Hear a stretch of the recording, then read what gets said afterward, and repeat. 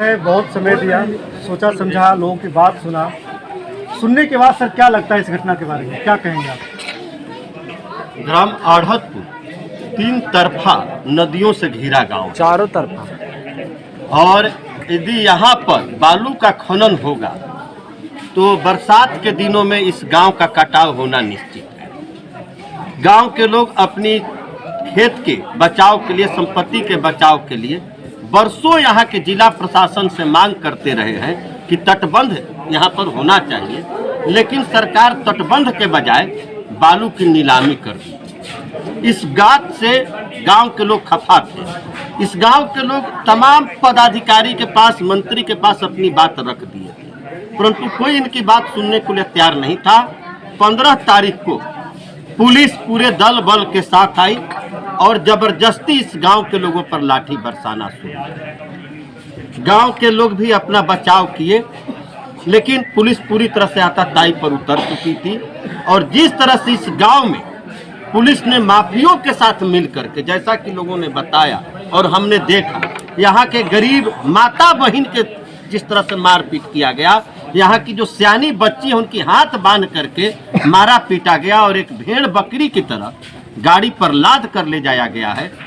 यह पूरे मानवता को शर्मसार करने वाली घटना है। हम लोग इस घटना की निंदा करते हैं और इसके खिलाफ 23 तारीख को गया जिला में घेराव का हम लोग कार्यक्रम रखे हैं, ताकि शासन और प्रशासन तक इस गांव के लोगों की बातों को पहुंचा सके। सर, ये जो बालू माफिया की बात कर रहे हैं, बालू माफिया मीन्स धनाढ़ लोग, हर एक पार्टी के लोग जो है ना धन संपत्ति वाले लोग के साथ जुड़ना चाहते हैं। आप उनका विरोध कर रहे हैं, कहीं आप उनके दबाव में तो नहीं आ जाएंगे? देखिए, दबाव में अगर होते तो हम यहाँ क्यों आते? हमें बुलाया नहीं गया है। हम मानवता के नाम पर और अपने राजनीतिक धर्म का पालन करते हुए आए। वो कितना ही धन वाले क्यों नहीं हो, अगर उनका धन एक तरफ और गरीब जनता का आशीर्वाद एक तरफ होता है। हम अपने नैतिक धर्म पर चलते हैं। उनके पास धन है, हमसे हमको कोई दिक्कत नहीं है, और उनका धन इतना नहीं है कि हमारे ईमान को खरीद सके। हम जिंदाबाद जिंदाबाद जिंदाबाद, प्रकाश जिंदाबाद जिंदाबाद जिंदाबाद। और सर, अपने स्तर से कुछ ग्रामवासियों को कुछ संदेश देना चाहेंगे तो आप बोल सकते हैं। बिल्कुल, गांव के लोग भागे नहीं, लड़े हैं, जुल्म के खिलाफ लड़े हैं।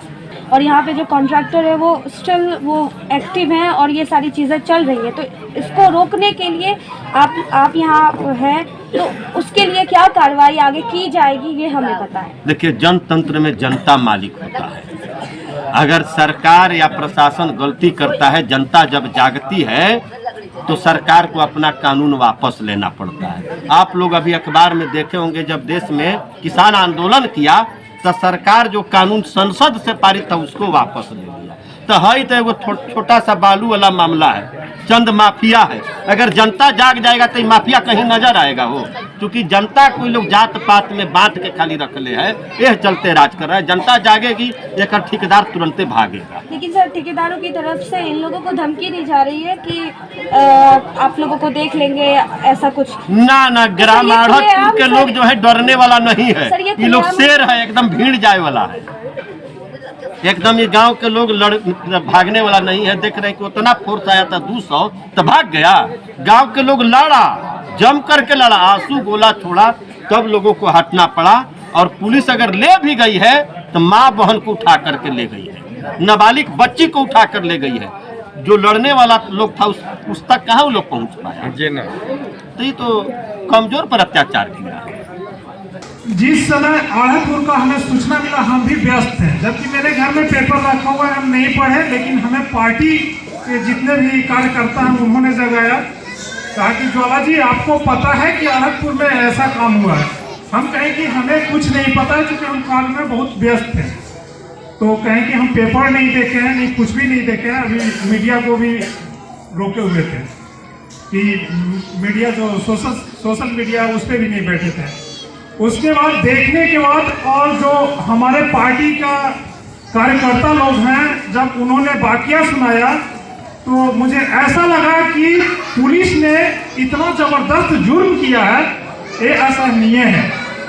और उसके विरुद्ध आवाज उठानी चाहिए। अगर ग्रामीण जनता पुलिस गलत करती है और उसका विरोध करता है तो उसमें अदम्य साहस है। लेकिन सबसे बड़ी बात है कि किसी गरीब व्यक्ति के बच्ची को और बहने को अगर जिस तरह से पुलिस जुर्म करती है और गांव के जो भी नौजवान हैं उनमें अगर खून नहीं रन करता है कि ऐसा किया है तो खून नहीं है। सबसे गुस्सा इस बात की है, यहाँ की एक भी जनता हमें सूचना नहीं दे पाई। लेकिन कुछ एक हमारे पुराने साथी हैं, जब डाक बंगला में प्रोग्राम किए थे, वो बहुत पुराने साथी हैं गजोधर जी, उनसे भी वार्ता किए लेकिन इनसे भी पूरी जानकारी नहीं मिला। और उसके बाद फिर यहाँ से बहुत सारे लोग हमारे करीब आए, फोन से बाकिया हुई, तो किसी को विश्वास नहीं हो रहा था कि ये जिस तरह से जुर्म किया है, अगर मात्र कुछ वक्त का समय में ही वो जो जुर्म है उसका रिजल्ट आएगा और आप लोग के साथ मैं साथ रहूंगा। लेकिन यहाँ तक कि ये बात है कि हमने इंदिरा आवास के लिए ब्लॉक में आंदोलन तक के छेड़ दिया, लेकिन इस एरिया के गजोदर जी को मालूम था, उन्होंने वहां डाला, लेकिन यहाँ की जनता हमसे नहीं मिल पाया। ये हमें दर्द है, इसलिए जो भी दर्द हो हमारे क्षेत्रीय जनता को वो हमसे एक बार जरूर प्रकट करें और आप लोग के मैं साथ सदैव खड़ा रहूंगा। जय हिंद। कि किसान आंदोलन, किसानों के खिलाफ एक कानून संसद भवन में पास हुआ था और जब किसान आ गया तो प्रधानमंत्री को वह कानून क्या करना पड़ा, वापस करना पड़ा। बिहार में एक नंदीग्राम है, नंदनग्राम आपका बक्सर के पास है, वहां भी पुलिस की जागृति हुई थी। और जब आंदोलन शुरू हुआ तो यही नीतीश सरकार ने उस पूरा FIR पूरा केसे खत्म किया। अगर आप लोग लड़ाई लड़ने के लिए तैयार रहिएगा तो नंदीग्राम में जब केस वापस हो सकता है तो इस गांव का भी केस वापस होगा, इस गांव का भी केस वापस होगा, लेकिन उसके लिए लड़ना पड़ेगा। नंदनग्राम का केस पूरी तरह से वापस हो गया, तो उसी तरह से इस गांव में जितना पर भी FIR हुआ है केस वापस होगा, लेकिन उसके लिए लड़ाई लड़ना पड़ेगा। तो लड़ने के लिए तैयार है ना? तो चलिए तैयार रहिए। और दाऊद नगर में जहाँ तक बात है, अगर किसी को भी वहाँ आते हैं रहने होने के ये प्रॉब्लम हो, नंबर लिख लीजिए, नंबर मैंने लिखवा दिया है यहाँ, है ना। किसी तरह का अगर प्रॉब्लम हो तो अगर नहीं आते हैं, अगर उन लोगों का कुछ सामान भी घटता है तो हम वहाँ ज्ञान गंगा से आपके भाई को, आपकी बहन को, आपकी बेटी को हम जेल में सामान भी भेजवा देंगे। उन लोग को वहाँ जेल में किसी तरह का नहीं।